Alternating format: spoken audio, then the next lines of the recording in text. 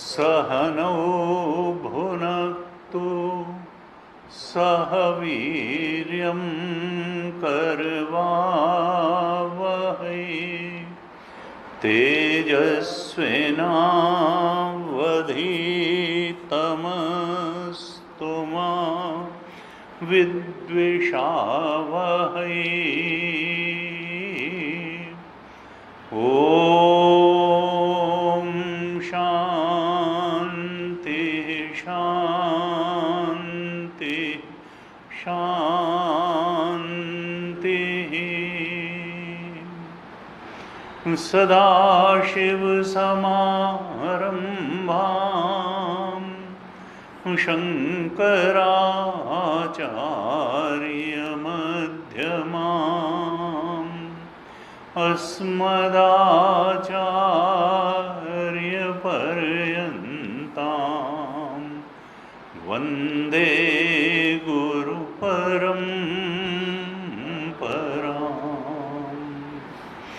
अज्ञानतिमिरान्धस्य ज्ञानाञ्जनशलाकया चक्षुरुन्मीलितं येन तस्मै श्री गुरवे नमः।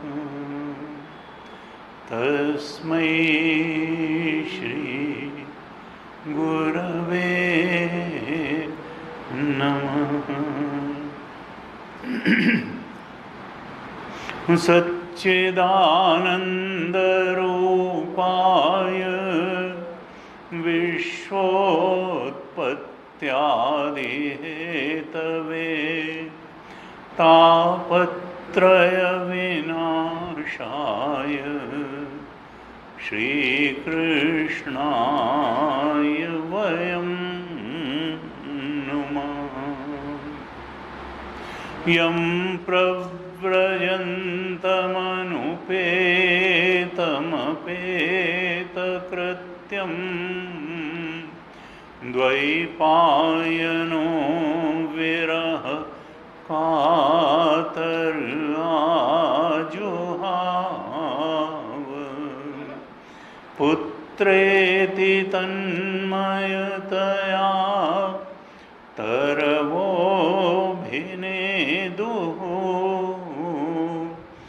तं सर्वभूतहृदयं मुनिमानतोऽस्मि।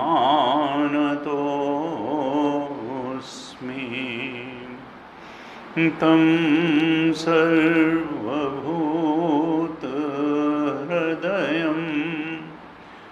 मुनिमानतोऽस्मि।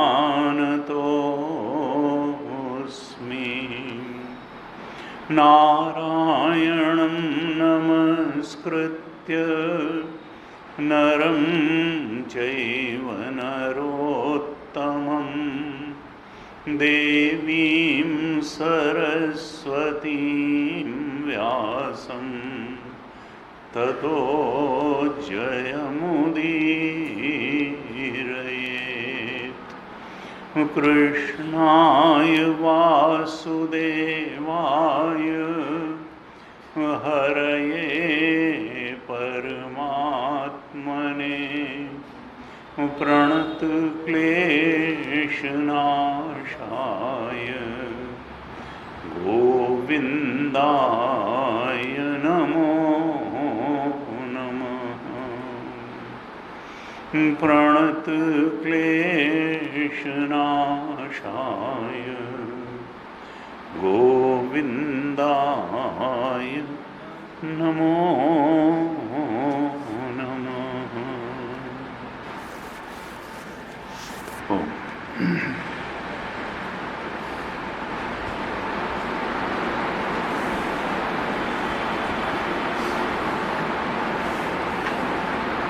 श्रीमद् भागवत महापुराण के पंचम स्कंद पर चर्चा करते हुए हम जड़ भरत और रहुगण के प्रकरण पर विचार कर रहे थे। बड़ा महत्वपूर्ण प्रकरण है, क्योंकि ब्रह्मबोध प्राप्त जड़ भरत ने राजा रहुगण को यहाँ ब्रह्मबोध का उपदेश किया, परम सत्य का उपदेश किया। रहुगण योग्य अधिकारी है और जड़ भरत बोध प्राप्त संत है, क्योंकि दोनों तरफ से अधिकारित्व आवश्यक है। अगर योग्य अधिकारी होगा तो गुरु की बात को ग्रहण करने में समर्थ होगा, और अगर बोध प्राप्त गुरु होगा तभी वो तत्व को शिष्य के हृदय तक संप्रेषित कर पाएगा, प्रत्यायित कर पाएगा। तो यहाँ दोनों संयोग मिल गए, योग्य शिष्य भी मिल गया, अधिकारी शिष्य भी मिल गया, और बोध प्राप्त तत्वदर्शी गुरु संत भी उपलब्ध हो गया। इसलिए जो ज्ञान की धारा थी वो बह निकली। हमने 5वें स्कंद के 10वें अध्याय तक चर्चा की थी, और वहाँ 10वें अध्याय में जड़ भरत ने रहुगण को उपदेश दिया था कि देखो, ये मनुष्य शरीर जो मिला है ये देहाश्रित जीवन जीने के लिए नहीं मिला है। ये देहाश्रित जीवन व्यवहार के लिए तो ठीक है, लेकिन परमार्थ के बोध होने पर व्यक्ति आत्माश्रित जीवन जीता है, देहाश्रित जीवन नहीं जीता है। अगर हम देह को ही सत्य मान के बैठेंगे, अंतिम सत्य मान के बैठेंगे, और देह के होने से ही अपना होना मानेंगे, तो फिर जो देह को सत्य मान के बैठा है वो संसार को भी सत्य मानेगा, वो संसार के सुख दुख को भी, अनुकूल प्रतिकूल परिस्थिति को भी सत्य मानेगा। वो संसारासक्ति से भी नहीं छूट पाएगा, क्योंकि संसारासक्ति के मूल में देहासक्ति ही है। जब व्यक्ति सदशास्त्र और सद्गुरु की शरण में जाता है तो फिर धीरे धीरे उसका देहाश्रित जीवन छूटता है, देह को उसकी हैसियत में रखता है और आत्मा को उसकी हैसियत में। वो जानता है कि देह सत्य नहीं है, आत्मा सत्य है। और सारा वेदांत इसीलिए है कि ये मनुष्य देहाश्रित जीवन से ऊपर उठ करके आत्माश्रित जीवन जीने में सफल हो जाए, देहाभिमान से ऊपर उठ जाए और अहंकार और अभिमान के परे आत्मा के ब्रह्मत्व को जान करके इस देह से सब कार्य करे, लेकिन स्वरूप बोध में स्थित होकर, आत्मबोध ब्रह्मबोध में स्थित होकर के देह का उपयोग करे देहाभिमान, देह के अंदर बैठे अहंकारी जीव के रूप में जीवन न बिताए। क्योंकि जीव अहंकार का ही नाम जीव है। भोक्तृत्व का अहंकार है, कर्तृत्व का अहंकार है, संसार की उपलब्धियों का अहंकार है। जीव धर्म अहमिति अभिमाना, तुलसीदास जी ने कहा जीव का धर्म ही है अहम अहम अहम, मैं हूं मैं हूं मैं हूं, मैं और मोर तोर तय माया। ये मैं का भाव जो है, अभिमान अहंकार, यही तो जीवत्व है, कर्तृत्व भोक्तृत्व ये जीव के साथ है। लेकिन ब्रह्म आत्मा को कोई अभिमान नहीं, क्योंकि आत्मा के समान कोई सत्ता ही नहीं है। वो तो निराकार है, निर्विकार है, अद्वितीय है। अब जो अद्वितीय तत्व है वो किसका अहंकार करे, किसका अचीवमेंट करे और किसका फेल्योर करे। आत्मा को अहंकार नहीं छू जाता है, क्योंकि आत्मा तो एक त्रिगुण से परे की सत्ता है। ये अहंकार वगैरह तो त्रिगुण से तादात्म्य करके ही होता है। ये तमोगुणी उपलब्धि वाले हैं, ये रजोगुणी, ये सतोगुणी ना। जो त्रिगुणातीत है उसमें कोई भेद नहीं है, वो तो निर्विशेष सत्ता है। ये जितनी विशेषताएं हैं ये सब त्रिगुण के अंदर की हैं, और उन्हीं विशेषताओं को लेकर के व्यक्ति, ये जो चेतन है, ये जीव चेतन बन जाता है। आत्मा निर्विशेष सत्ता है। गुरु जी कहते थे आध्यात्मिक यात्रा का, आध्यात्मिक उन्नति का अर्थ क्या है? विशेष से निर्विशेष की ओर बढ़ना। हम बहुत सारी विशेषताएं लिए बैठे हैं, अहंकार को बहुत सारे विशेषणों से सुशोभित किए रहते हैं न। निर्विशेष आत्मा में कोई विशेष, वो निर्विशेष सत्ता है, वो त्रिगुण से परे की सत्ता है। सारे गुण और अवगुण माया के ही क्षेत्र में होते हैं। आत्मा गुण और अवगुण सबसे परे है। तुलसीदास जी ने लिखा, सुनहु तात माया कृत गुण और दोष अनेक, और गुण यह उभय न देखिए, देखिए सो अविवेक। असल में आत्मबोध का जो मार्ग है वो दुर्गुण के त्याग और सद्गुण से हो करके जाता है, लेकिन बाद में सद्गुण से भी दूरी बनानी पड़ेगी, क्योंकि सद्गुण भी माया के ही अंदर की चीज है। आत्मा तो आत्मा है सच्चिदानंद। वहाँ न गुण छू गया, न द्वेष छू गया, न दैवी सद्गुण, न आसुरी दुर्गुण। वो तो निर्विशेष सत्ता है। जड़ भरत ने रघुगण को बताया था कि देखो, जो ये तुम समझते हो कि तुम राजा हो और मैं प्रजा हूं, ये व्यवहार की दृष्टि से तो ठीक है, लेकिन परमार्थ की दृष्टि से न कोई राजा है न कोई प्रजा है। कौन स्वामी कौन सेवक? और व्यवहार क्या है? व्यवहार तो सत्य नहीं है, परमार्थ ही सत्य है। भगवान शंकराचार्य ने ब्रह्मसूत्र भाष्य में बड़े स्पष्ट रूप से कह दिया, अहम इदम मम इदम नैसर्गिको अयम लोक व्यवहार मिथ्या ज्ञान निमित्ता। सारा ज्ञान मिथ्या, सारा व्यवहार मिथ्या ज्ञान के निमित्त से ही होता है। व्यवहार सत्य नहीं, सत्य तो परमार्थ है। लेकिन अब चूंकि हम मनुष्य शरीर में आ गए हैं, इसलिए हम तो मिथ्या जीव बन करके, अहंकार बन करके, अहम और मम की कल्पनाएं करके ही व्यवहार करते हैं। मिथ्या ज्ञान के निमित्त से ही व्यवहार है। ये जो भेद है, ये सब भेद दृष्टि जो है, जो भेद बुद्धि है, जो यहाँ अलगाव देखती है, वो सब अज्ञान के कारण ही देखती है। अगर ये बुद्धि सत्य को जान ले, तत्व को जान ले, चेतन की निर्विशेषता को जान ले, निराकारता को जान ले, निर्विकारता को जान ले, अद्वितीयता को जान ले चेतन की, तो फिर भेद कहीं रह नहीं जाएगा। भेद तो ऊपर ऊपर है, अधिष्ठान में अभेद है, आत्मा में कोई भेद नहीं है, माया के ही सारे भेद हैं। भेद बुद्धि का आश्रय अज्ञान है।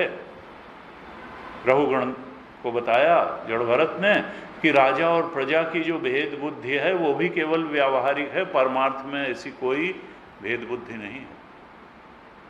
और ज्ञान तो हमारे यहाँ वेदांत में चाहे उपनिषद का हो या गीता का हो या भागवत का हो वही है। कठोपनिषद में बड़े स्पष्ट रूप से बताया कि जो परम सत्य है, परम तत्व है, परमार्थ तत्व है, आत्म तत्व है, ब्रह्म तत्व है, ओंकार तत्व है, इसको कैसे जान सकते हैं? तो अत्यंत शुद्ध, पवित्र और निर्मल मन से इसको जाना जा सकता है। कठोपनिषद में कहा मनसा एव इदम आप्तव्यम, ये अंतःकरण, ये बुद्धि, ये मन, यही तो जानने का साधन हमारे पास है। तो फिर जान क्यों नहीं लेते? क्यों? क्योंकि ये बुद्धि प्रमेय को जानने में बड़ी कुशल है। प्रमेय, ये प्रमाता प्रमाण द्वारा प्रमेय को तो जान लेता है, लेकिन आत्मा इसका प्रमेय बनता ही नहीं है बुद्धि का, क्योंकि ब्रह्म बहुत बड़ी चीज है और बुद्धिवृत्ति बहुत छोटी चीज है। ये जब ब्रह्म तत्व का आकार लेने बढ़ती है तो फट जाती है, ये उसका आकार ले ही नहीं सकती। और बुद्धिवृत्ति जिसका आकार ले सकती है उसी बात को हम जान जाते हैं।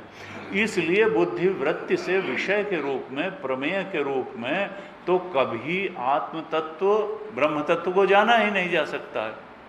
हाँ, बुद्धि की जो सीमाएं हैं उनको समझ करके हम वृत्ति के साक्षी बन करके और वृत्ति से जाने जाने वाले विषयों के साक्षी बन करके अपने स्वरूप को पहचान सकते हैं कि भाई ये जो साक्षी है यही आत्मा है। किसका साक्षी? बुद्धिवृत्तियों का साक्षी।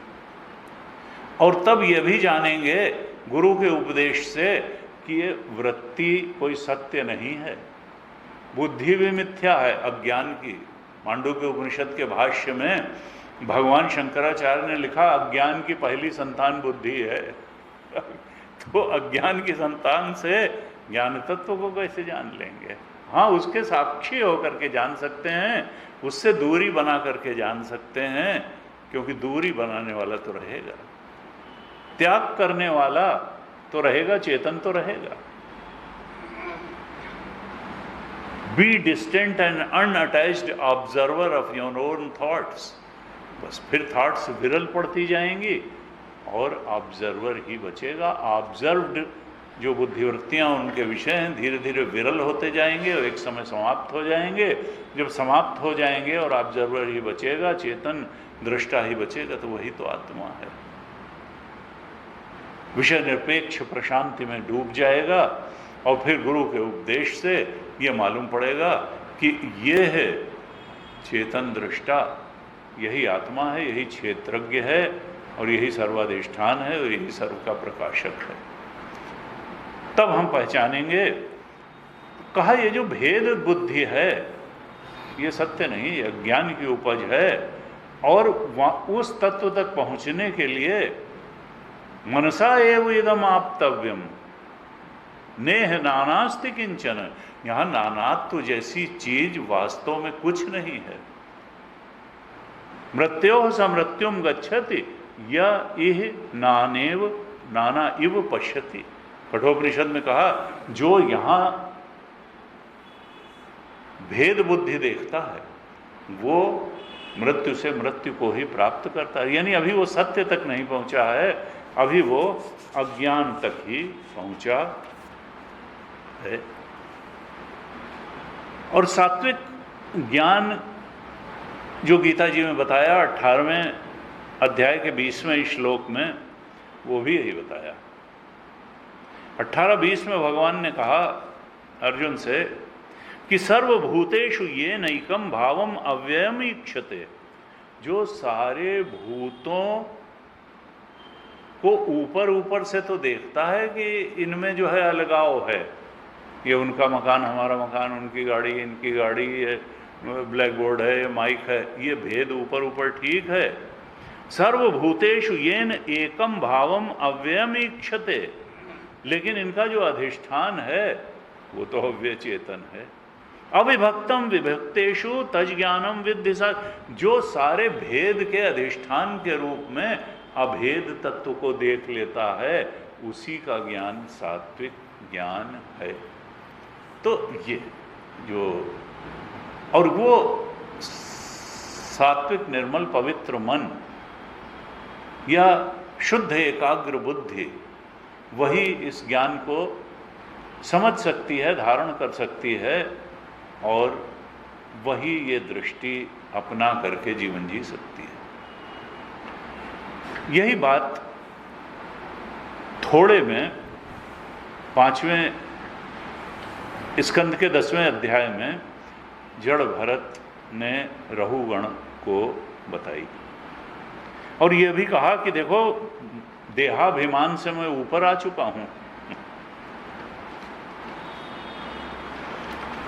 10वें अध्याय के 10वें श्लोक में कहा था कि मुझ में देहाभिमान का लेश भी नहीं है, जबकि अज्ञानजन्य जीवत्व को लेकर जितने मनुष्य जिंदा हैं वो देह भाव में ही जिंदा रहते हैं, देहाभिमान को लेके ही जिंदा रहते हैं, और इसी कारण मृत्यु से मृत्यु अभी वो मुक्त नहीं होंगे। वो एक देह से दूसरे देह में संसरण पाते रहेंगे, एक परिस्थिति से दूसरी परिस्थिति में संसरण पाते रहेंगे, और एक मन स्थिति से दूसरी मन स्थिति में संसरण पाते रहेंगे। अभी उनका संसरण समाप्त नहीं होगा जब तक अधिष्ठान चेतन के एकत्व और अद्वितीयता का बोध नहीं होगा, तब तक मुक्ति नहीं होगी, संसरण ही बना रहेगा, बंधन बना रहेगा। कहा मैं अपनी स्थिति में रहता हूं, मैं अपने ओंकार स्वरूप के बोध में रहता हूं, ब्रह्मबोध की स्थिति में रहता हूं। मैं परिस्थिति चाहे जो हो अपनी स्थिति में ही रहता हूं। योग रतो वा भोग रतो वा संग रतो वा संगविहीनम यस्य ब्रह्मणि रमते चित्त नंदति नंदति नंद। उस पर परिस्थिति का प्रभाव नहीं है, उस पर जो है देह की स्थिति का प्रभाव नहीं, उस पर किसी का प्रभाव नहीं, क्योंकि वो अपने आत्मा में ही स्थित है। अब इसके जवाब में रहुगण ने कहा था कि भगवान आप तो कह रहे हैं कि व्यवहार जो है वो असत है, लेकिन मुझे तो लगता है कि व्यवहार मार्ग भी सत्य ही है। अब इसमें बड़े विचित्र विचित्र तर्क देते हैं लोग। आत्मा तो खाना नहीं खाती है तो तुम तो खाना खाते हो, आत्मा तो जो है वो सांस नहीं लेती, तुमको तो ऑक्सीजन चाहिए, आत्मा को घर की कोई ज़रूरत नहीं है, अगर से तुम घर में क्यों रहते हो। तो इस तरीके के कुतर्क जो है अपनी बुद्धि, रजोगुणी तमोगुणी बुद्धि के धरातल से जो लोग शास्त्र के प्रति श्रद्धा नहीं रखते हैं, वो फिर इस तरीके के शास्त्र को भी अपनी बुद्धि के धरातल पर खींचने की कोशिश करते हैं, बजाय इसके कि अपनी बुद्धि को शुद्ध करके शास्त्र के धरातल तक ऊंचा उठने की कोशिश करें, शास्त्र को ही अपने धरातल पर खींचने की कोशिश करते हैं। तो उससे तो वो शास्त्र तो उनके धरातल पे चला नहीं जाएगा। हाँ, उनको अगर मुक्ति चाहिए, उनको अगर लगता है कि जीवन में अशांति है, बेचैनी है, अतृप्ति है, अपूर्णता है, और उनको पूर्णता की, शांति की, चैन की, संतोष की तलाश है, तो उनको शास्त्र के, नहीं तो जैसी बेचैनी में पैदा हुए थे और उससे ज़्यादा बेचैनी लेके मरे, वैसी ही बेचैनी जन्म जन्मांतर तक चलती रहेगी। वो शांति, संतोष, चैन से अछूते ही रहेंगे और कुतर्क ही करते रहेंगे। अज्ञानी आदमी बड़ा तगड़ा कुतर्क करता है, अभी ये आएगा इसमें। कहते हैं कि भाई ये जितना दुष्तर्क है सब अज्ञानजन्य है, अज्ञान मूलक ही होता है कुतर्क। रहुगण ने कहा, हालांकि इसकी जिज्ञासा है, ये कुतर्क नहीं कर रहा है, इसकी जिज्ञासा है। उसने कहा, महाराज मुझे तो लगता है कि व्यवहार भी सत्य ही है, क्योंकि घड़ा भले अव्यवहारिक हो, आप कहते हैं कि घड़ा सत्य नहीं है, हैं? छांदोग्य में कहा, वाचारंभणम विकारो नामधेयम मृत्तिका इत्येव सत्यम, कि मिट्टी ही सत्य है। मिट्टी से निर्मित जो है वो तो नाम रूप दे दिया गया, मिट्टी का नाम रूप सत्य नहीं होता है। सत्य तो तत्व होता है, तत्व तो वहाँ मिट्टी है, इसलिए घड़ा सत्य नहीं है, मिट्टी सत्य है। उससे फिर चाहे तुम एक आकार दे के घड़ा बना लो, सुराही बना लो, सकोरा बना लो, कुल्हड़ बना लो, कुछ बना लो, तो नाम रूप सत्य नहीं, तत्व सत्य है। ऐसे ही ये परमात्म तत्व ही सत्य है, उससे भेद विभेद इतने पशु पक्षी पेड़ पौधे ग्रह नक्षत्र यूनिवर्स के जितने भेद विभेद हैं वो सत्य नहीं है, बल्कि अधिष्ठान चेतन ही सत्य है। शास्त्र का तो ये उद्घोष है। लेकिन रहुगण कहते हैं कि मुझे तो व्यवहार मार्ग भी सत्य लगता है, क्योंकि मिथ्या घड़े से जल लाना आदि कार्य नहीं हो सकता है। अगर घड़ा मिथ्या है तो वे जल कैसे रखेंगे? एक बार ऐसे ही हुआ, गली थी, उधर से जो है हाथी आ रहा था और शंकराचार्य भगवान इधर से जा रहे थे। तो जब देखा हाथी आ रहा है तो एक मंदिर था, वो दौड़ करके और मंदिर की सीढ़ियों पर चढ़ गए और हाथी निकल गया। तब किसी कुतर्की ने कहा कि भाई ये हाथी तो मिथ्या है, तुम भागे क्यों? तुम्हारे हिसाब से तो ब्रह्म सत्यम जगन मिथ्या जीवो ब्रह्मणा परा है, तो तुम भाग करके सीढ़ियों पर क्यों चढ़े जान बचाने के लिए? तो उनका देखो भाई, आधा आधा मिथ्या और आधा आधा सत्य। कहने कि सपने में कुछ चीज़ें तो जागने के बाद मिथ्या थीं और कुछ चीज़ें अभी सत्य ही रह गई हैं।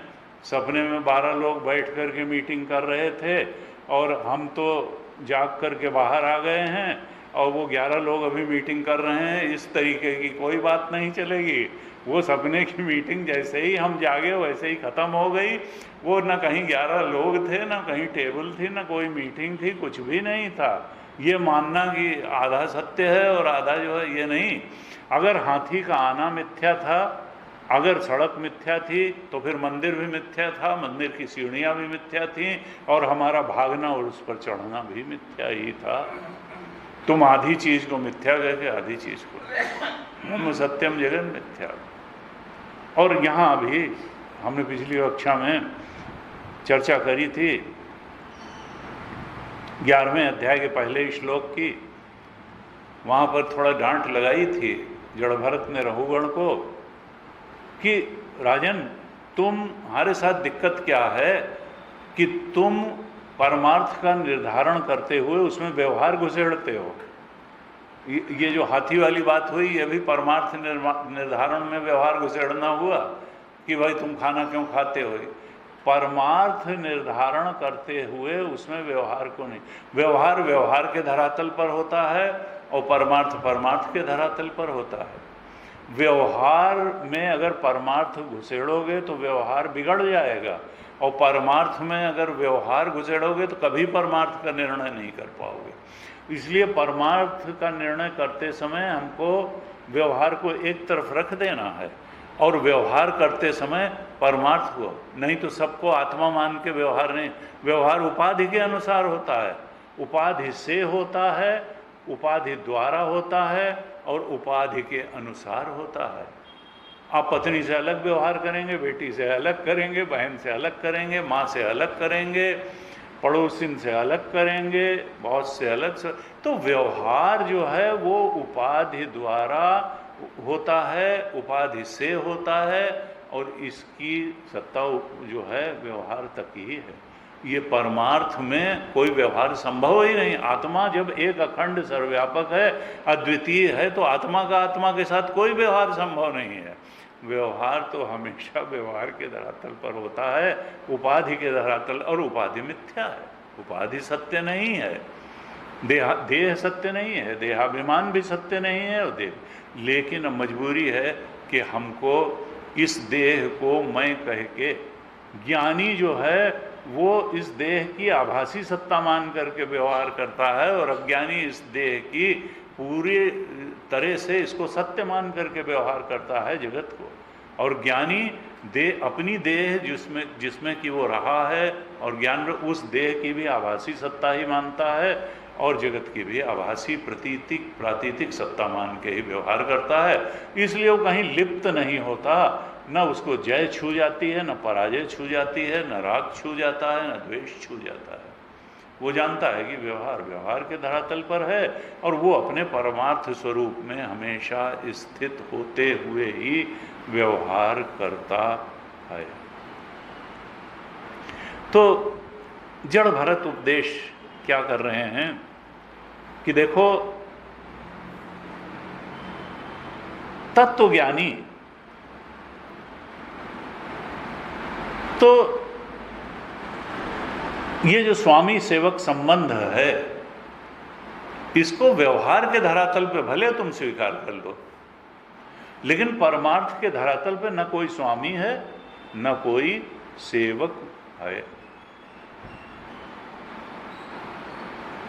एक बार आता है कि भगवान ने हनुमान जी से पूछा कि भाई तुम्हारा हमारा संबंध क्या है। तो देखो, उन्होंने कहा कि संबंध 3 धरातल पे है भगवान आपसे हमारा। देह दृष्टिया तो दासों हम, अगर मैं देह में मैं बुद्धि रख कर के बैठूं तो फिर आप मेरे इष्ट हैं और मैं आपका सेवक हूं। मैं आप जो है स्वामी हूं, मैं सेवक हूं, आप जो है मैं दास हूं आपका। देह दृष्टिया तो दासों हम, और अगर मैं जीव भाव में रह करके आपको देखता हूं तो मैं आपका अंश हूं। मैं वांशो जीव लोके जीव भूत सनातन, ईश्वर अंश जीव। देह की दृष्टि से मैं आपका दास हूं, जीव की दृष्टि से मैं आपका अंश हूं, जीव दृष्टिया त्वदंश का। और वस्तुतस्तु त्वमेवा हम, अगर मैं आत्मा की दृष्टि से देखता हूं तो जो आप हैं वही मैं हूं। आपकी आत्मा और मेरी आत्मा में कोई अंतर, आत्मा तो एक अखंड, वही ब्रह्म चेतन। जीव चेतन वास्तव में ब्रह्म चेतन है, जीव चेतन तो मिथ्या है, जीव में चेतन तो प्रतीति मात्र है। कहा कि वस्तुतस्तु, आत्म वस्तु की दृष्टि से जो आप हैं वही मैं हूँ। वस्तुतस्तु त्वम एव अहम, जो त्वम है वही तत्त्वमसि, जो तत् है वही त्वम पदार्थ है। तो कहा 11वें स्कंद के पहले दूसरे श्लोक में ही बड़ी सुंदर बात कही कि दूसरे श्लोक में 11वें स्कंद के 11वें अध्याय के कहते हैं, रहुगण से भरत कहते हैं कि देखो रहुगण राजन, ये जो व्यवहार है, लौकिक व्यवहार सत्य नहीं है, और यही नहीं वैदिक व्यवहार भी सत्य नहीं है। अब बड़ी सुनने में खराब बात, लेकिन परमार्थ की दृष्टि से जो लौकिक देवता उपासना करने के लिए लौकिक कर्मकांड किया जाता है वो भी परमार्थ तक नहीं पहुंचाएगा, और वैदिक कर्मकांड भी परमार्थ तक नहीं पहुंचाएगा। वो तो गुरु का उपदेश ही पहुंचाएगा। हैं?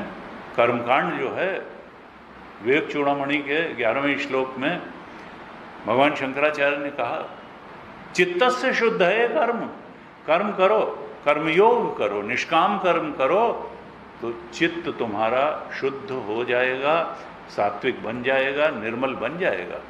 और मनसा एव इदम आप्तव्यम, और तब उस शुद्ध निर्मल सात्विक चित्त से तुम गुरु के उपदेश का श्रवण मनन निधिध्यासन करके आत्मबोध को उपलब्ध हो जाओगे ब्रह्म स्वरूप के। तो उसकी लेकिन कर्म की सीमा चित्त शुद्ध करने तक ही है, कर्म तुमको आत्मबोध नहीं करा पाएगा। चित्तस्य शुद्ध है कर्म न तो वस्तुपलभ्यते, आत्म वस्तु को उपलब्ध नहीं करा सकता है कर्म, न लौकिक कर्म न वैदिक कर्म। उन्होंने कहा कि वेद जो है, किसी ने कहा वो उसकी जो वो आर्मी का ट्रक है, वेदांत आर्मी का ट्रक है, उसके पीछे जो समाज में चलने वाले ट्रक होते हैं जिनके लिए पीछे लिखा रहता है कि कर्म ही पूजा है, इस तरीके की कोई चीज़ आर्मी के ट्रक के पीछे इस तरीके की सेइंग्स नहीं लिखी रहती हैं, क्योंकि उनको वाकई जीने मरने का प्रश्न होता है। वहाँ इस तरीके के नारों से काम नहीं चलता है। वहाँ तो जाके जूझ जाना, हो सकता बच जाए, हो सकता मर जाए। तो ये वेदांत का रास्ता भी है। यहाँ तो जीवत्व का मरना तय ही है। अगर तुमने जीवत्व को बचा के रखा तो कभी ब्रह्मबोध नहीं होगा। जा मरने से जग डरे मेरो मन आनंद, कब मरी हूँ कब पाई हूँ पूर्ण परमानंद। यहाँ तो मिटना ही होगा जीवत्व को, तब ब्रह्मत्व आएगा। रहुगण कहते हैं, जड़भरत कहते हैं, लौकिक व्यवहार के समान ही वैदिक व्यवहार भी सत्य नहीं है, क्योंकि वेद वाक्य अधिकतर यज्ञ विधि के विस्तार में ही व्यस्त हैं। और यज्ञ या हवन या कर्मकांड ये गृहस्थों के लिए बहुत उपयोगी चीज़ है, क्योंकि कामनाओं की पूर्ति होती है। देव पूजा परस्परम भावयन्तः श्रेयः परम अवाप्स्यथ। जब आप देवताओं को उनका भाग देते हैं तो देवता आपको आशीर्वाद देते हैं और आपका लौकिक जीवन सुखी बनता है, शांत बनता है और सरल बनता है। तो उसकी अपनी गरिमा है, अपनी महिमा है, अपनी सार्थकता है और अपनी सीमा भी है, लेकिन वो परमार्थ बोध तक नहीं पहुंचा सकता है। यहाँ जड़भरत कहते हैं कि रहुगण वेद वाक्य अधिकतर यज्ञ विधि के विस्तार में ही व्यस्त हैं और विशुद्ध ज्ञान तत्व की पूरी पूरी अभिव्यक्ति उनमें प्रायः नहीं हुई है, क्योंकि ये तो अपनी उन्नति के लिए किया जाता है, अपने परिवार की उन्नति के लिए किया जाता है, अपने धन पुत्र पुत्री आदि की कोई संकट टालने के लिए किया जाता है। लेकिन ये विशुद्ध ज्ञान तत्व उससे प्राप्त हो जाए ऐसा नहीं है। लक्ष्मण गीता में जब निषाद राज को लक्ष्मण जी उपदेश करते हैं तो वहाँ वो व्यवहार की भी बात करते हैं और परमार्थ की भी बात करते हैं। जब बड़ा शोक व्यक्त करने लगा निषाद की, देखो जनक की पुत्री, दशरथ की बहू, राम की पत्नी और इस चटाई पे सो रही हैं शीशम के वृक्ष के नीचे भूमि पर, कैसा जो है उल्टी पुल्टी बात हो गई। तो लक्ष्मण जी कहते हैं, धरनि धाम धनुपुर परिवारु सरग नरक जहां लग व्यवहारु। देखो ये जो धरती है ना, यह दृश्यम तद जड़म तद मिथ्या। दृग्दृश्य विवेक में तो साफ, जहां तक दृश्य है वो जड़ है और वो मिथ्या है। जिस तर्क से एक सामान्य या साधारण संसारी मानव कहता है कि ये चीज सत्य है, उसी तर्क से वेदांत कहता है कि ये सत्य नहीं है। जैसे लोग कहते हैं भगवान है तो दिखाओ, उनका अगर दिखते होते तो वेदांत उनको भगवान मान के न देता, क्योंकि ये दृश्यम तज्जड़म तद, चूंकि नहीं दिखते हैं इसीलिए तो भगवान है। जो चीज दिख जाए वो मिथ्या है, भगवान भी मिथ्या हो जाते अगर दिखते होते। भगवान यह दृश्यम तज्जड़म तद मिथ्या, जो दिखता है वो जड़ है और मिथ्या है। ये वेदांत का सूत्र है। वहाँ कहते हैं लक्ष्मण जी निषाद राज से कि ये जो धरती है, जो तुम्हारा ये शृंगबेरपुर धाम है, धरनि धाम धन, जो धन आदि है, तुम्हारा जो पुर है, परिवार है, स्वर्ग नरक जहां लगे, स्वर्ग और नरक में भी तो ये जीव ही जाता है। धरनि धाम धनु पुर परिवारु स्वर्ग नरक जहां लगी व्यवहारु, ये सब व्यवहार के धरातल पर है, हैं? कहा देखिए सुनिए गुनिए मन माही। जहाँ तक तुम देखते हो, जहाँ तक सुनते हो, जहाँ तक सोच सकते हो, देखिए सुनिए गुनिए मन माही। मोह मूल, ये सब अज्ञान की उपज है, परमार्थ नहीं। ये परमार्थ नहीं है, ये अज्ञान जन्य है। मोह मूल परमार्थ नहीं। तो हमारे यहाँ वेदांत का सिद्धांत, श्रुति सिद्धांत बिल्कुल स्पष्ट है कि यद दृश्यम तद जड़म तद मिथ्या। जहाँ तक देख सकते हो, सुन सकते हो, गुन सकते हो, वो सब व्यवहार है, और व्यवहार सत्य नहीं है। व्यवहार अज्ञान की उपज है। पहले अज्ञान होता है, वासनाएं होती हैं, फिर बीएमआई भी आता है, पीएफटी भी आता है, ओईटी भी आता है। सत्य तो ओंकार है। देखिए सुनी गुनी मन माही, मोह मूल परमार्थ नाही। और उसी को राम गीता में कहा राम जी ने कि गो गोचर जहाँ लगी मन जाई, सो सब माया जाने ओ भाई। वो सब माइक है, सत्य नहीं है, तत्व नहीं है, मायाजन्य है। जहाँ तक तुम्हारी इंद्रियां परसीव कर सकती हैं, जहाँ तक मन जा सकता है, जहाँ तक बुद्धि सोच सकती है, सब माया के ही क्षेत्र में है। आत्मा को सोच नहीं सकती बुद्धि, इंद्रियां सुन नहीं सकती। तो कहा ये जो यज्ञ आदि कर्मों से प्राप्त होने वाला जो स्वर्ग आदि का सुख है, वो भी सब व्यवहार के धरातल पर ही है, परमार्थ नहीं है।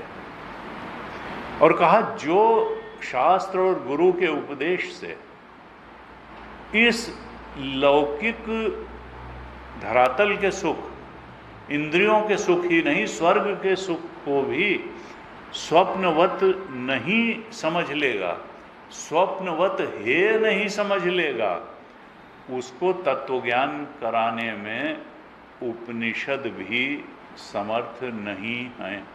यानी वैराग्य होना चाहिए, हमको दिखाई पड़ना चाहिए कि ये ही संस्पर्शया भोगा दुख यौनयेवते आद्यंतवंतः कौन्तेय न तेषु रमते बुधा।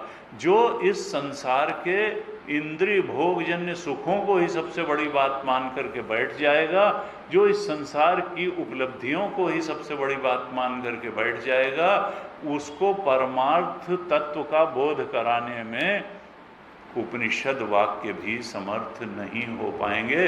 अर्थात वैराग्य, पर वैराग्य यानी विषय से वैराग्य और त्रिगुण से वैराग्य, ये बहुत आवश्यक है बोध के लिए। और नहीं तो अगर जब तक तो झूठ ही सच ले, झूठो सत्य जाहि बिनु जाने, जिव भुजंग बिनु रजु पहचाने, और जह आने जग जाए हेराई, जागे जथा सपन भ्रम जाई। फिर संसार ही सत्य लगता रहेगा, देह ही सत्य लगती रहेगी। इसलिए हमको जो जिन चीज़ों को हम उनको गहराई से चिंतन करके देखना पड़ेगा कि अध्यास सर्व अनर्थ हेतु हो। जिसको हम सत्य और सुखद मान के बैठे हैं और महत्वपूर्ण मान करके बैठे हैं, वो तो सर्व अनर्थ का हेतु है। वो तो हमें दुखी कर रहा है, वो हमें संसारण में फंसाए हुए है। वो ऐसा दिखाता है कि सारी समस्या ही हल कर देंगे और वो समस्याओं को बढ़ा देता है बजाय हल करने के। हम अपने दुख का कारण स्वयं हैं। क्यों? क्योंकि जिसने कहा उद्धरेद आत्मनात्मानम नात्मानम अवसादयेत आत्मैव आत्मनो बंधु। आत्मैव, तुम ही अपने सबसे बड़े शत्रु हो, तुम ही अपने सबसे बड़े मित्र हो।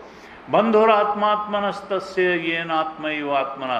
कौन अपना सबसे बड़ा मित्र है? जिसने अपने मन और इंद्रियों को जीत करके आत्मबोध प्राप्त करने के सत्संग के मार्ग में लगा दिया। अनात्मनस्तु शत्रुत्वे वर्तेत आत्मैव। और किसकी इंद्रियां और मन उसके शत्रु के रूप में बरतते हैं? जो संसार में ही कुछ पाने के चक्कर में पड़ा रहता है, जो आत्मा के महत्व को समझ ही नहीं पाता, परमात्म बोध परमार्थ बोध के महत्व को समझ ही नहीं पाता है, और जो इंद्रियों को मिथ्या संसार में ही लगाए रहता है, शास्त्र सद्गुरु की शरण पकड़ता ही नहीं है। तुलसीदास जी ने लिखा, मूर्ख हृदय अज्ञान जन्य जीवत्व और अज्ञान जन्य देहाश्रित जीवन ही जो जीता रहता है, जो देहासक्ति, विषयासक्ति का ही जीवन, संसारासक्ति का ही जीवन जीता रहता है दृढ़ करके, और कहता है कि हम इसके अलावा कोई बात सुनेंगे ही नहीं, तो फिर वो अज्ञानी ही पैदा हुआ है, अज्ञानी ही जिया है और अज्ञानी ही मरेगा, और उसके लिए मुक्ति का कोई उपाय नहीं है। कस के उन्होंने लिखा कि मूर्ख हृदय न चेत, ऐसे उस अज्ञानी के हृदय में कोई ज्ञान का प्रकाश नहीं ला सकता है, चाहे ब्रह्मा जी खुद उतर के आ जाएं। मूर्ख हृदय न चेत, जो गुरु मिलहि बिरंच सम। ब्रह्मा जी भी अगर गुरु बन के आ जाएं तो उसको ज्ञान नहीं करा सकते हैं। क्यों?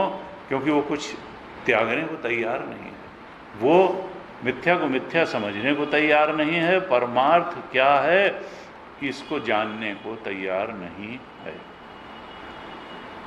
लिखते हैं, यहाँ कहते हैं फिर आगे, ये बड़ा सुंदर चैप्टर है ये 11वां एकादश अध्याय जो है, बहुत सुंदर अध्याय है वेदांत और ज्ञान की दृष्टि से।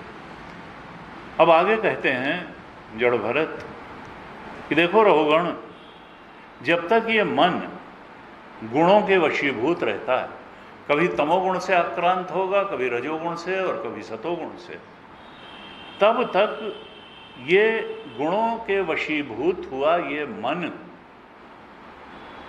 व्यक्ति को कर्मों में ही लगाए रखेगा। सतोगुण डोमिनेट करेगा तो शुभ कर्मों में लग जाएगा, रजोगुण और तमोगुण डोमिनेट करेगा तो फिर कर्म ऊपर नीचे भी हो सकते हैं, अधर्म के रास्ते चल सकता है। सतोगुण होगा तो धर्म के रास्ते चल के सत्कर्म करेगा, लेकिन करेगा कर्म। ये गुणों के वशीभूत रहते हुए ये मनुष्य का मन कर्म के ही रास्ते में चलता रहेगा।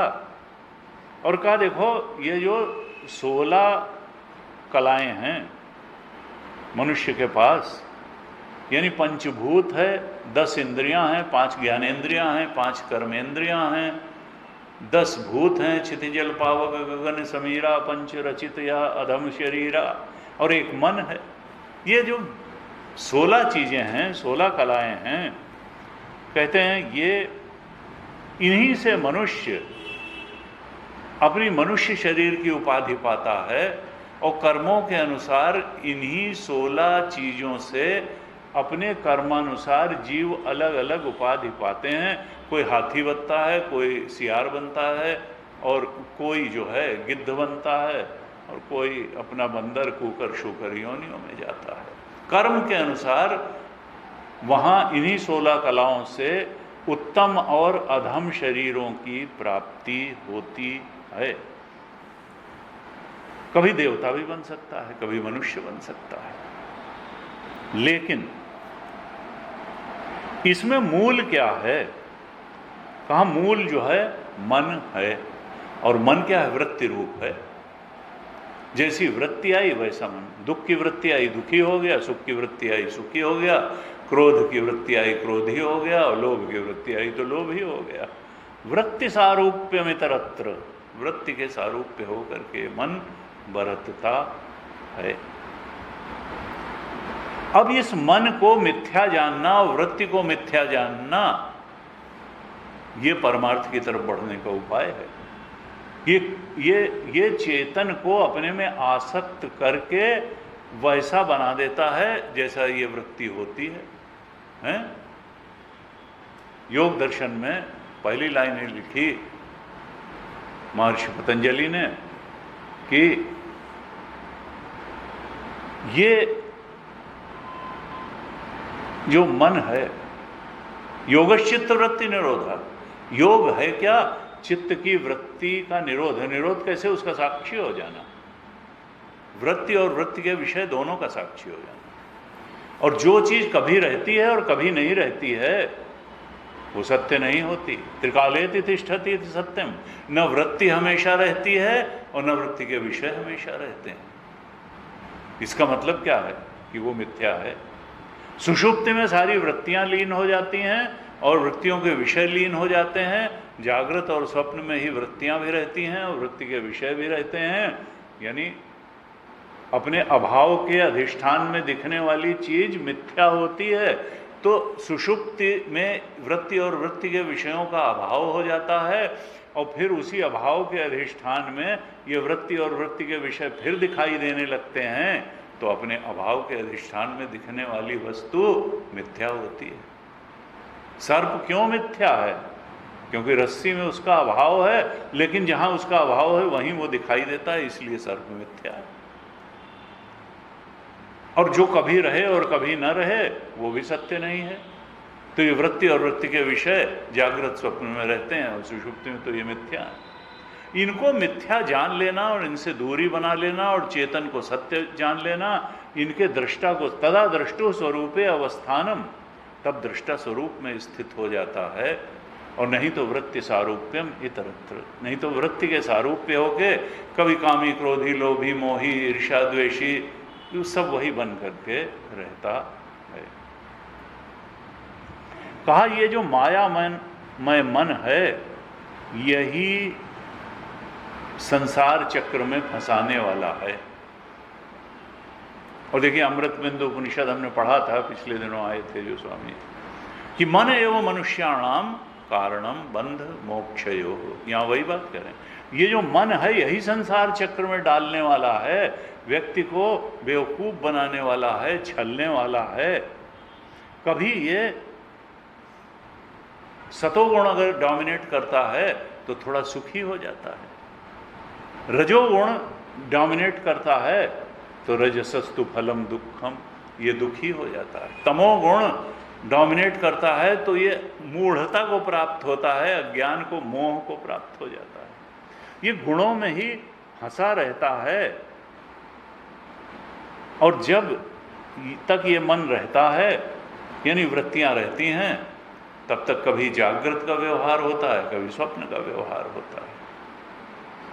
लेकिन ये क्या है, जड़ भरत कहते हैं इसलिए जो ज्ञानी जन हैं, पंडित जन हैं, वो इस मन को ही संसार में फंसाने का भी कारण मानते हैं, और मन को ही अगर ठीक तरह से इस्तेमाल कर लिया जाए तो यही मोक्ष का साधन भी बन सकता है। ये संसार में फंसने का भी माध्यम है और मुक्ति की तरफ बढ़ाने का भी माध्यम बन सकता है। और अमृतबिंद उपनिषद में बहुत स्पष्ट रूप से बताया कि कैसा मन जो है संसार में फंसाने का कारण बन जाता है और कैसा मन मुक्ति का साधन बन जाता है। तो कहा यह तो तय है कि मन एवं मनुष्याणाम कारणम बंध मोक्षयो, मन ही बंधन का कारण भी बनता है और मन ही मुक्ति का कारण भी बन जाता है। कहा बंधाय विषयासक्तम, बंधन का कारण कौन मन बनता है? जो विषयों में आसक्त है। बंधाय विषयासक्तम, और मुक्तम निर्विषयम स्मृतम, मुक्ति का साधन कौन मन बनता है? जो निर्विषय हो जाता है, अब विषयों में आसक्त नहीं। विषयों में, संसार के विषयों में आसक्त मन बंधन का कारण बनता है, और विषयों से अनासक्त मन। देखिए इसीलिए गीता में बार बार अनासक्त अनासक्त अनासक्त निष्कामता इसकी बात होती है। विषयों में आसक्ति छोड़ देने वाला मन मुक्ति की तरफ बढ़ जाता है, और आसक्त मन बंधन का कारण बन जाता है। अमृतबिंद उपनिषद में कहा कि मन जो है दो तरीके का होता है। मनो ही द्विविधम प्रोक्तम, ये मन दो तरीके का है। शुद्धम च अशुद्धम एव च, एक मन जो है वो शुद्ध मन है और एक मन अशुद्ध मन है। वही मन कभी शुद्ध हो सकता है, कभी अशुद्ध हो सकता है। अशुद्ध मन कब होता है? जब कामनाओं से आक्रांत होता है, सांसारिक भोगों की, कुछ प्राप्तियों की कामनाओं से आक्रांत होता है, तब ये अशुद्धम काम संकल्पम, जब काम में वस्तुओं पदार्थों का संकल्प कर से भर जाता है तो ये अशुद्ध हो जाता है। और शुद्धम काम विवर्जितम, जब ये कामनाओं से रहित रहता है, या कहो कि आत्म कामना ईश्वर प्राप्ति, भगवत प्राप्ति, सत्संग की कामना से भरा रहता है, तब ये शुद्ध होता है। अशुद्धम काम संकल्पम और शुद्धम काम विवर्जितम। इस प्रकार से कहते हैं ये संसार का भी कारण बन जाता है मन, और मोक्ष का भी साधन बन जाता है। कहते हैं रहुगण, विषयासक्त मन जीव को संसार संकट में डाल देता है, और विषयहीन होने पर वही उसे शांतिमय मोक्ष पद की प्राप्ति करा देता है। विषय जैसे जैसे विषयासक्ति समाप्त हो जाती है मन की, तो ये मन समाप्त होने लगता है। जैसे दीपक से जब घी खत्म होने लगता है, तो वो जो दीपशिखा होती है वो अग्नि सामान्य में लीन हो जाती है। ऐसे ही विषय से रहित होते होते ये मन अपने अधिष्ठान आत्म तत्व में लीन हो जाता है। और तब नानक देव जी ने जो कहा, मन तू ज्योत स्वरूप है, अपना रूप पहचान। मन तो असल में आत्मस्वरूप है ही, हमको विषयों के कारण वही आत्म तत्व मन के रूप में अनुभव में आता है, सुखी दुखी होने वाले। तो ऐसे जो है वो अपने स्वरूप में लीन हो जाता है, विषय से रहित होता हुआ मन। और विषयों में आसक्त और कर्मों में आसक्त हुआ मन फिर वृत्तियों का आश्रय लिए रहता है, और जो इनसे मुक्त हो जाता है विषयों से, वृत्तियों से, फिर वो तत्व में लीन हो जाता है। ऐसे तो अब क्या कहना चाह रहे हैं जड़ भरत कि रहुगण, तुम कामनाओं का और काम में वस्तुओं का मिथ्यात्व जान लो, उनकी वो आभास मात्र हैं ये जान लो, वो प्रतीति मात्र हैं ये जान लो, वो दुख रूप हैं वो जान लो, वो बंधन में फंसाए रखने वाली चीज़ें हैं ये जान लो। और ऐसा जान लेने पर जब तुम उनसे आसक्ति का त्याग करने में समर्थ हो जाओगे, तो मन अपने अधिष्ठान आत्मा में लीन हो जाएगा, स्वरूपस्थ हो जाएगा। ये सारा जो सुख दुख का और मोह का, देखिए सुख जिसको हम जानते हैं अभी, सुख आत्म सुख तो हम जानते नहीं, वो सतोगुण का खेल है सुख, रजोगुण का खेल दुख है, और तमोगुण का खेल मोह है।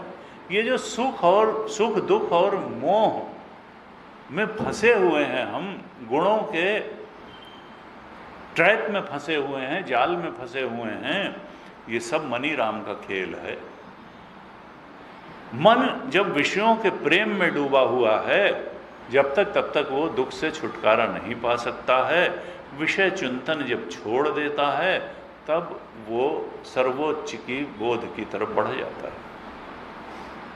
अखंडा जी महाराज कहते थे कि देखो, हरि और गुरु के चरणों की उपासना करके इस मन को जरा ठीक कर लो, और मन के ठीक होते ही सब ठीक हो जाएगा। बाहर ठीक करने से बहुत ठीक होने वाला नहीं है। मन के हारे हार है, मन के जीते जीत। मन ठीक होते ही सब कुछ ठीक हो जाता है। और जब तक मन ठीक नहीं होगा, तब तक बाहर चाहे जितना ठीक करते रहेंगे, ठीक नहीं होगा। कहते हैं गुरु में ईश्वर बुद्धि रखो, ईश्वरो गुरुरात्मेति मूर्ति भेद विभागिने, व्योमवत् व्याप्त देहाय दक्षिणामूर्तये नमः। दक्षिणामूर्ति स्तोत्र में कहा, देखो ईश्वर में, गुरु में और आत्मा में कोई अंतर नहीं है। गुरु वही है जो अपने आत्मस्वरूप के बोध में स्थित है, और ईश्वर भी आत्मा से अलग क्या है, आत्मा ही तो सत्य है। मायोपाधिक ब्रह्म ईश्वर है, और अपने स्वरूप में स्थित आत्मा के ब्रह्मत्व में स्थित जो सिद्ध पुरुष है वही गुरु है। तो ईश्वरो गुरु आत्मेति मूर्ति भेद, उनके उपाधियों में अंतर हो सकता है, लेकिन तत्व बोध में कोई अंतर नहीं है। सब व्योम व्याप्त व्याप्त देहाय। हो सकता है गुरु एक शरीर में रहें, लेकिन अखंड मंडलाकारम व्याप्तम येन चराचरम, वो तो व्योमवत् व्याप्त देहाय हैं, दक्षिणामूर्त है। कहा जब तक गुरु में ईश्वर बुद्धि नहीं होगी तब तक हम अपने आप को भी परमात्मा अनुभव नहीं कर पाएंगे। इसलिए तेजोवन जी बार बार ये बात कहते थे गुरु जी कि देखो, अगर तुमने डाउट किया कि हमारा गुरु ही बोध प्राप्त नहीं है तो फिर तुम ये भी भूल जाओगे तुम कभी बोध प्राप्त हो पाओगे। तो कई बार लोग कहते हैं कि नहीं नहीं नहीं, वो तो ऐसे से महापुरुष मिलते हैं तो जाता हूँ, अरे वो नहीं नहीं, वो गुरुदेव जो थे वो असल में अखबार में काम करते थे, अखबार में काम करते थे और वहाँ आर्टिकल लिखने की उनकी आदत थी। अंग्रेजी में एमए किया था तो अंग्रेजी थोड़ी अच्छी जानते थे और लिखने की आदत थी। 1, 2, 4, 10, 20, 50 किताबें लिख लिख करके उन्होंने रख दी। कोई वो बोध प्राप्त संत थोड़ो थे, किताबें लिख दी। इस तरीके की अप्रोच, और हैं क्या, कमेटी के वाइस प्रेसिडेंट। और अप्रोच ये है, अपने ही संस्था के गुरु के बारे में ये मानने को तैयार नहीं है कि वो आत्मबोध प्राप्त संत हैं। तो गुरु जी यही कहते थे, देखो अगर तुम्हारा गुरु ही जो है वो बोध प्राप्त नहीं है तो तुम कहाँ से बोध प्राप्त हो गए। तब ऐसे लोग कहते हैं कि नहीं, ये तो असंभव है, ये हो ही नहीं सकता है। गुरु कहता है, और वो गुरु क्या कह रहे हैं कि there is 0% failure in spirituality. Gurudev कहते थे, स्वामी चिन्मयानंद जी का वाक्य है कि स्पिरिचुअलिटी में तो कोई फेल होता ही नहीं है, इस जन्म में नहीं, अगले जन्म में, अगले जन्म में, ऐसे ही जो है एक दिन तो पहुंचना हो ही जाएगा। चलते रहो बस, क्योंकि इस जन्म की अर्जित ज्ञान अगले जन्म में जाने ही वाला है। तो बढ़ना ही होगा, पीछे हटना नहीं है स्पिरिचुअलिटी में। और जब पीछे हटना नहीं है और चलना ही है तो पहुंच ही जाओगे। और गीता जी में भी कहा, देखिए हम लोग जो 4 और 5वां अध्याय हम लोगों ने भी पढ़ा है, भगवान कहते हैं कि हो सकता है नहीं, विदाउट एनी डिले, बहुत जल्दी हो सकता है। श्रद्धावान लभते ज्ञानम तत्पर संयतेन्द्रिय ज्ञानम लब्ध्वा पराम शांतिम अचिरेणाधिगच्छति। टाइम नहीं लगेगा, अचिरेण, चिरेण नहीं, अचिरेण। चिरेण का मतलब बहुत समय लगेगा, अचिरेण का मतलब बहुत जल्दी होगा।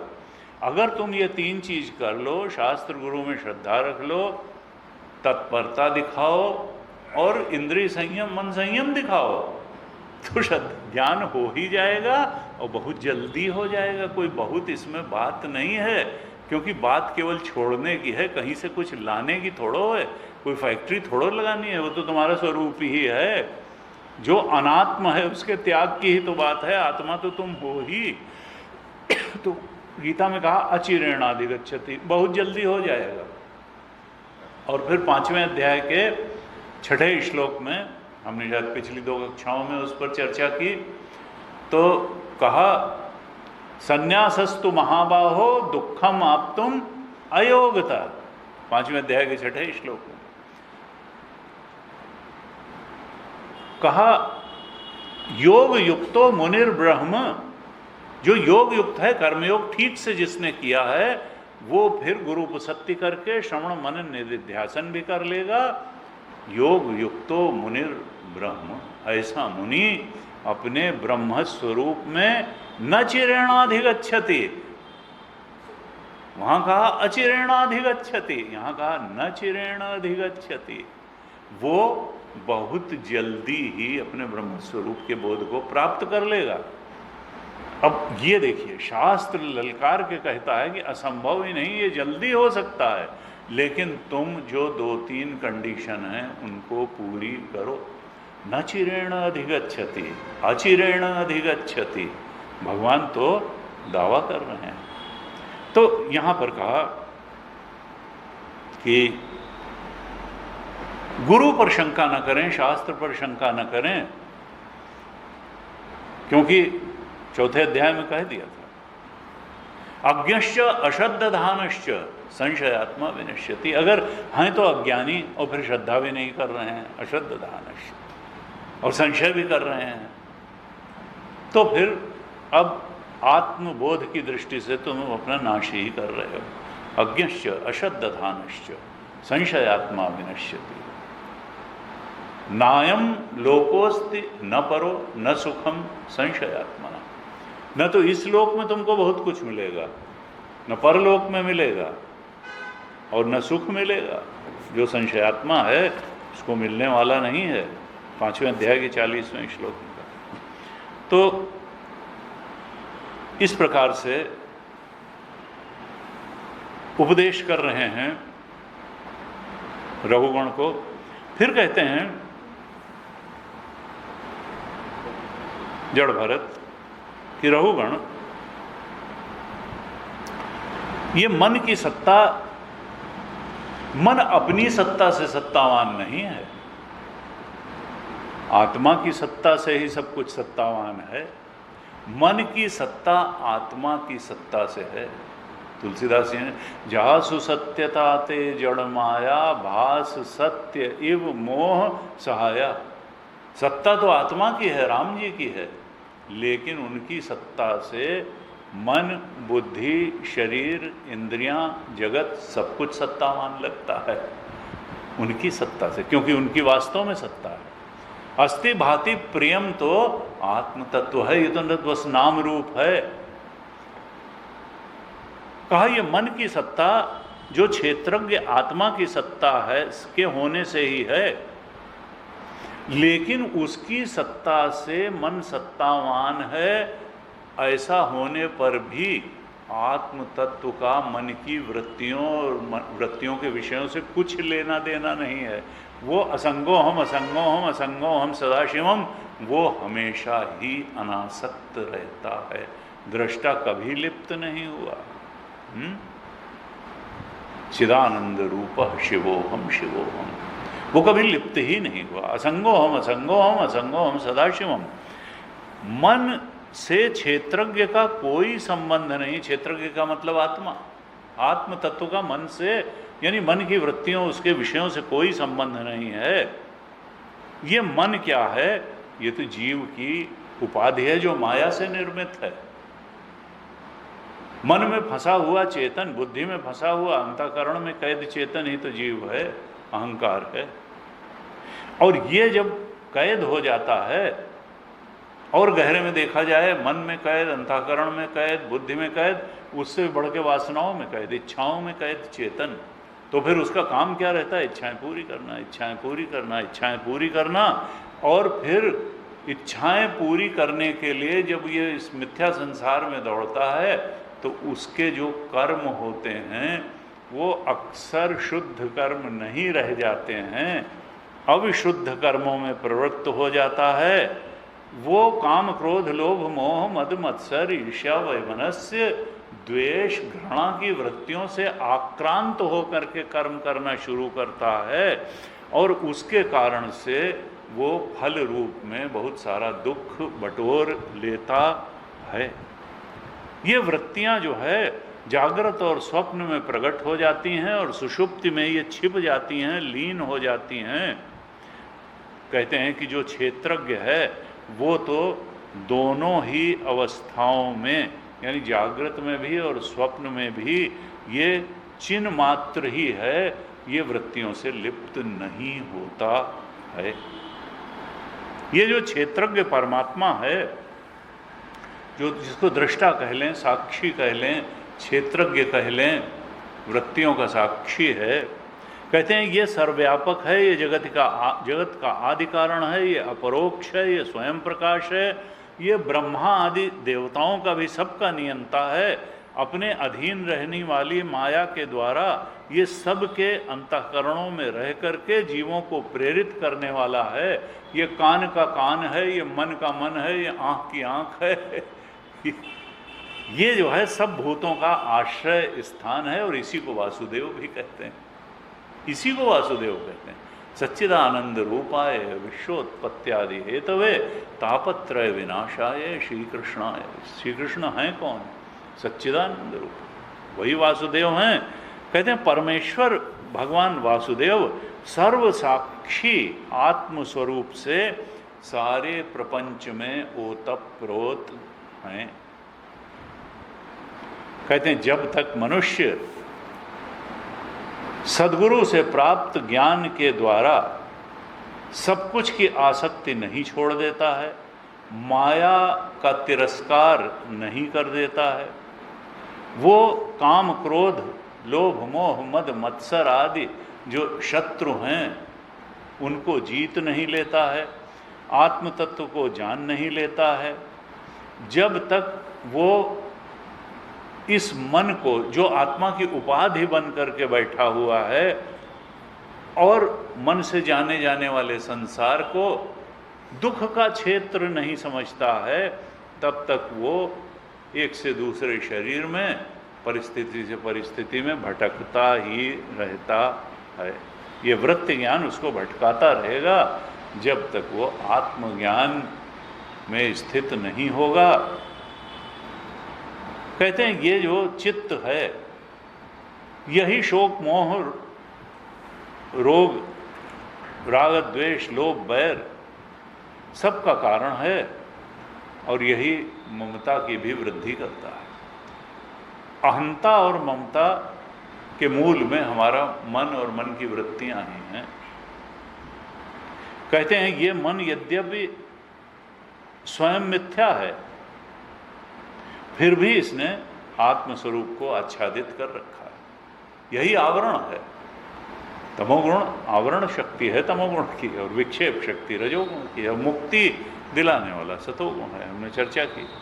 कहते हैं इसलिए तुम सावधान होकर के गुरु और हरि के चरणों की उपासना रूपी तलवार से इस मिथ्या मन को और इसकी चाल को काट डालो, इसे मार डालो